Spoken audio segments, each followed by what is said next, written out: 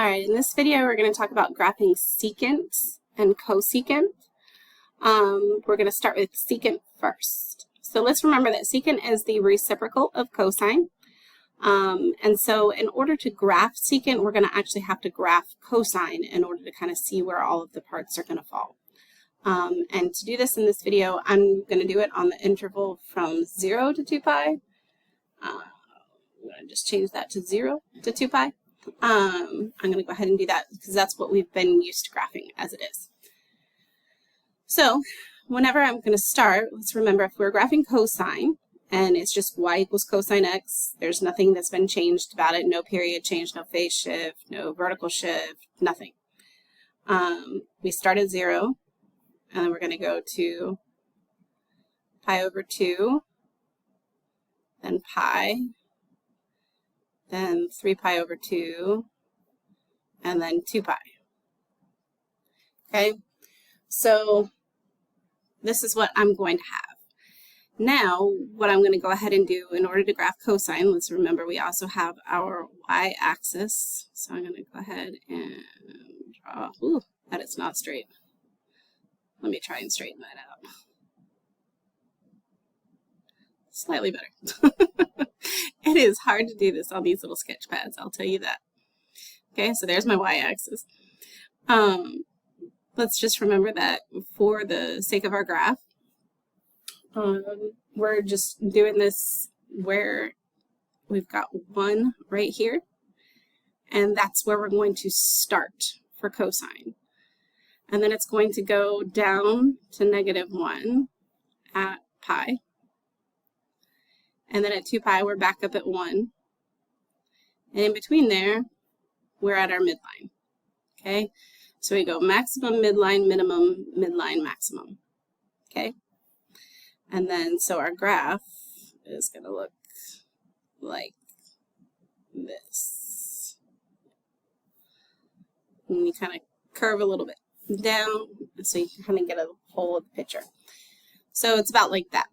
So that's what I've got for cosine. Except here, I'm trying to graph secant. So instead of drawing a solid line, what I'm going to do is I'm actually going to make this a dashed line. I'm not going to fill this in, simply because this is just what I'm using as a map for my graph. I'm not actually using that part of the graph. So if we're talking reciprocals, remember everywhere where I have 0, the reciprocal of 0 is undefined. So if I look right here for cosine, I'm at 0 at pi over 2 and at 3 pi over 2. And if I thought about my unit circle and the values on my unit circle, I would know that right there, secant is undefined. So I have an asymptote right there. I have an asymptote right here. And then what you're going to do is you're going to take your graph, and wherever I have a maximum, it's now being turned into a relative minimum right there.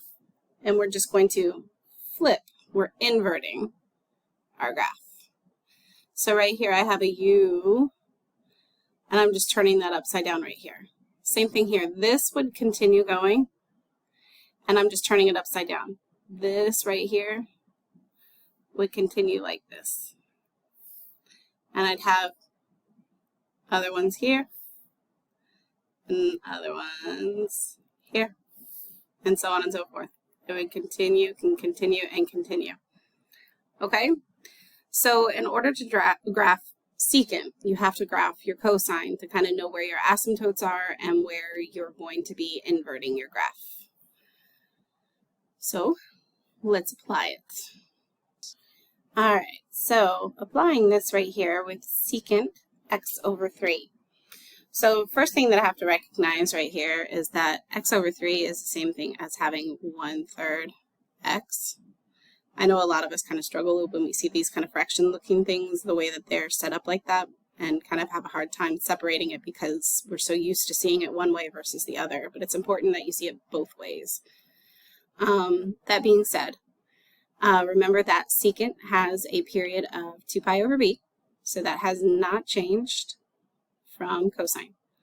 So in this case, this is going to be 2 pi over 1/3. So we're going to set that up like this.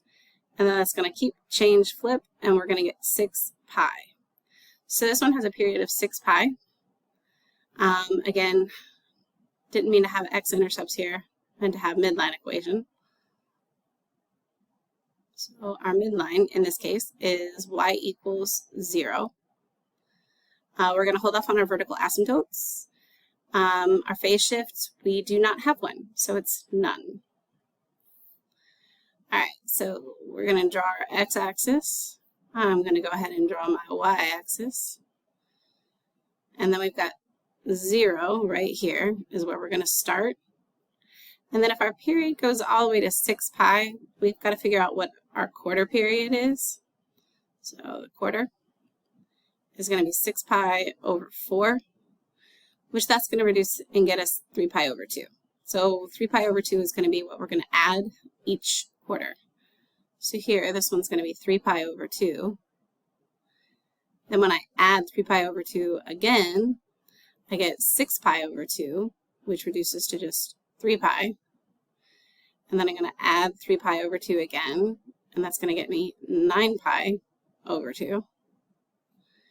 And then I'm going to add 3 pi again, which gets me 12 pi over 2, which is 6 pi, which is exactly what we should have for this graph.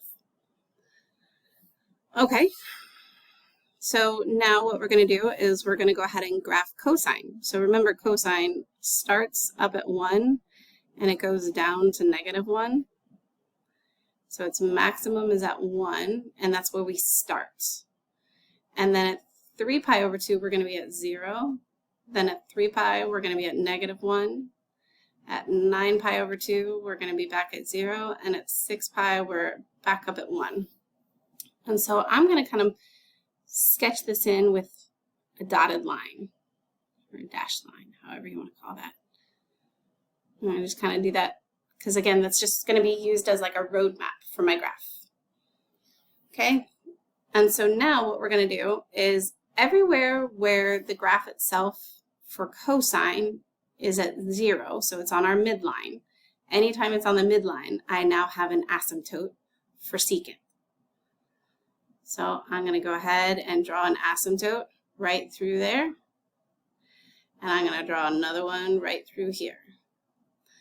Okay? All right. So now what we're going to do is we're going to invert our graph. So right here where we have a maximum, it now becomes what is called a relative minimum. And right there as well. And this is going to be a relative maximum. Is that important? Not necessarily right this moment, but it's good vocabulary to have. So basically what I'm doing is I'm just inverting the graph. So wherever before cosine was increasing, it's now going to be decreasing. Wherever it was decreasing, it's now increasing.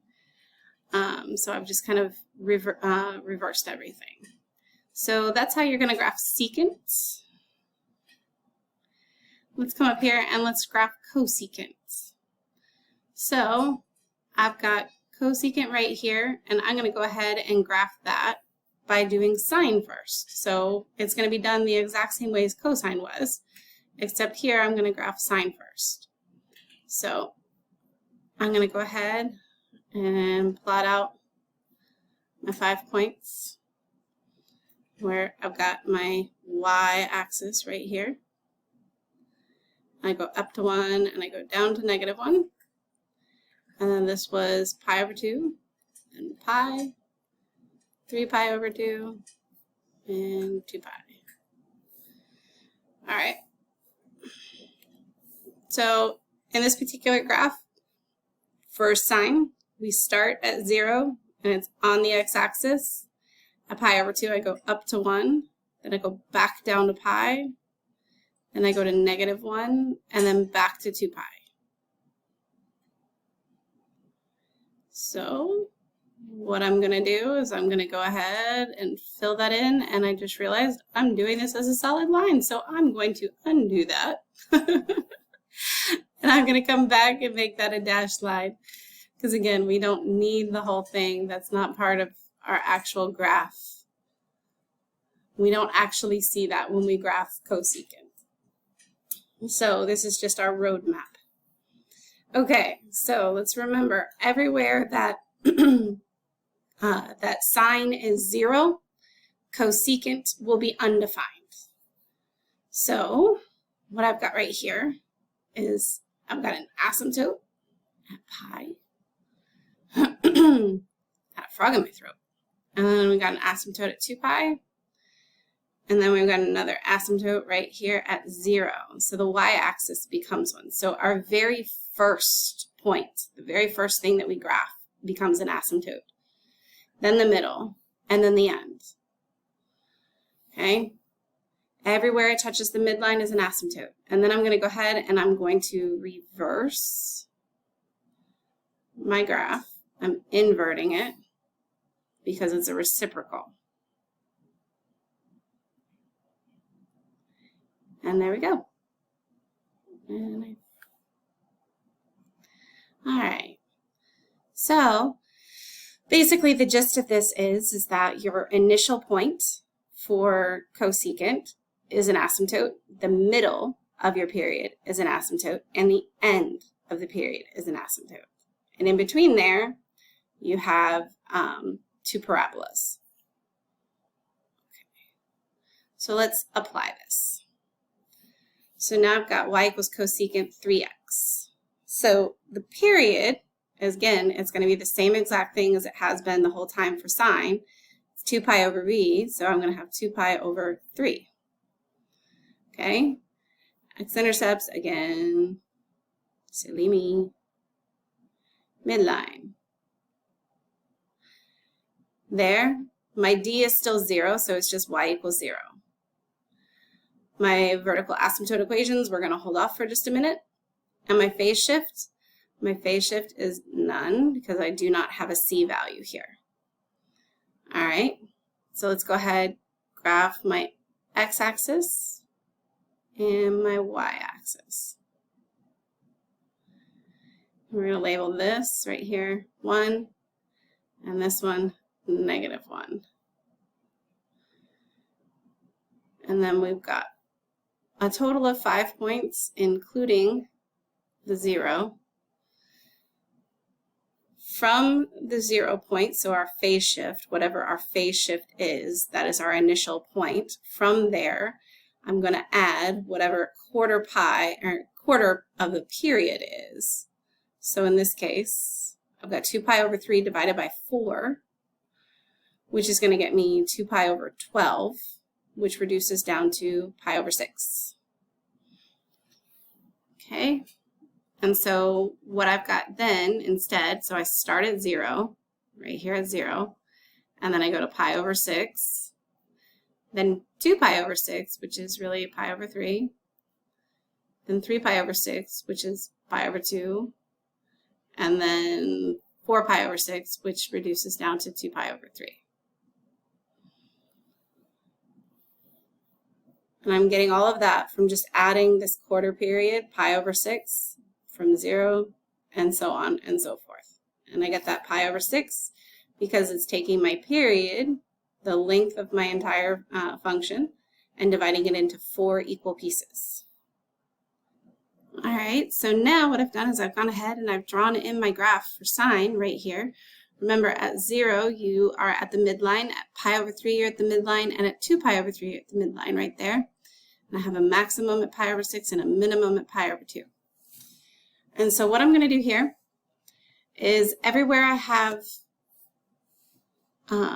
sine is equal to 0, or it's on my midline, I have an asymptote. So I have an asymptote right here at the very beginning. And then right in the middle, and then also here at the end. And then I'm going to invert my graph right here and here. Okay, so I know it's kind of hard to see some of this. Probably should choose in a different color, but it's okay. if you have any other questions about it, you're always welcome to ask any questions. You can also watch Mr. Burton's videos because he's also got some covering the exact same questions. Let me know if you have any questions.